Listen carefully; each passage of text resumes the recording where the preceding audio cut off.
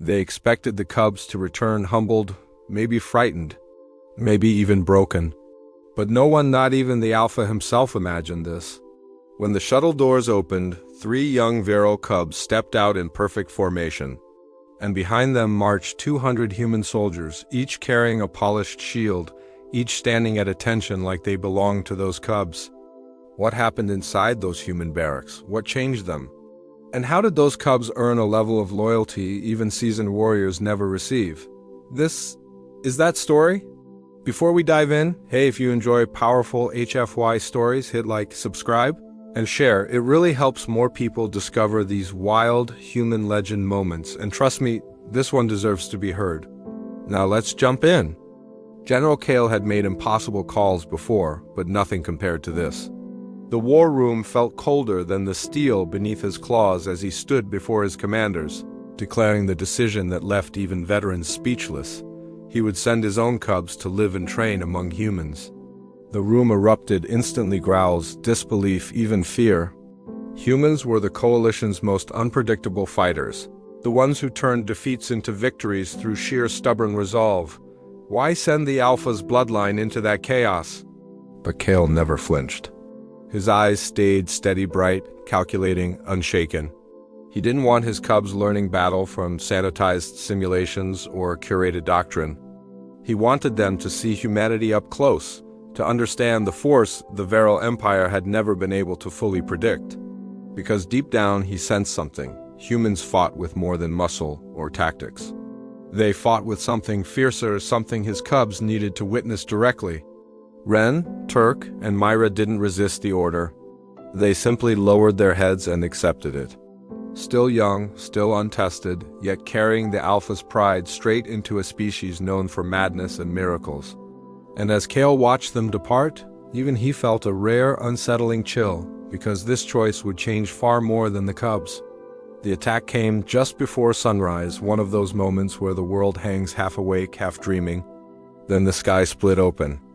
Plasma mortar screamed across the base. Barracks doors blew off their hinges. Human soldiers sprinted into formation with that strange, reckless urgency Ren still didn't understand. They weren't running away from danger, they were racing toward it. A sergeant barked at the cubs to get to shelter, but Ren saw Captain Chun already giving orders in the open, shouting above the chaos, rallying her people without a hint of hesitation. Something inside Ren snapped into place.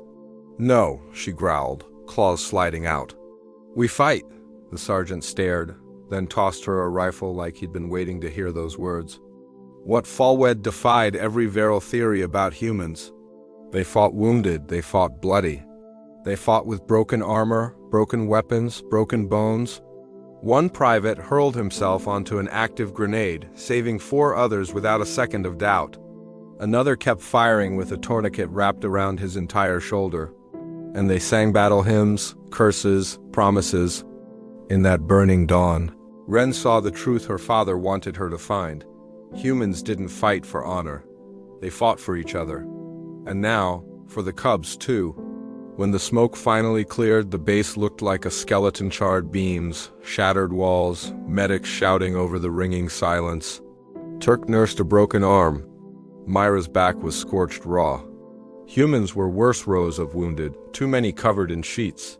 Yet not a single soldier blamed the cubs. Not one turned away.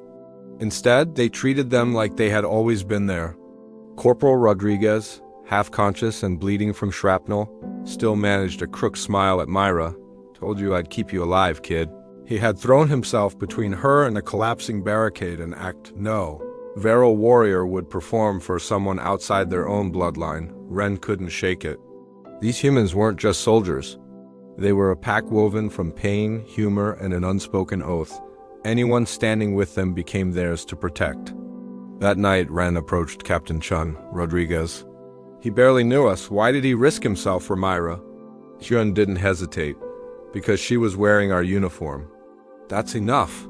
Then softer. "Humans are animals of the pack, Ren. We don't leave our own behind." Ren had come to learn tactics.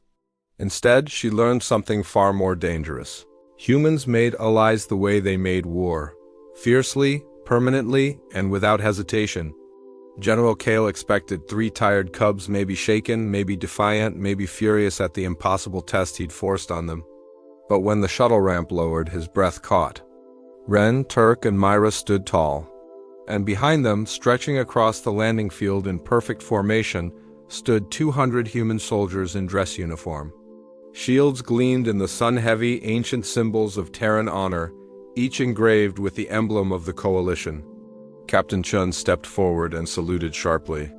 "General Kale, your children requested an escort home." All 200 volunteered within minutes. Kale's pulse stumbled. Volunteers? For cubs? Ren stepped closer, her eyes no longer holding the pride of noble birth, but the hardened calm of someone who had bled beside legends. "Father," she said softly, "I finally understand. You didn't send us to learn how to defeat humans." A long silence hung between them. "No," she continued, voice steady as steel. "You sent us to learn why we cannot." Behind her, the humans didn't move, didn't waver. 200 shields lifted not for conquest, but for respect. And in that moment, Kale saw what his children had brought back. Not human tactics, not human weapons, but human loyalty, the most unbreakable force in the galaxy.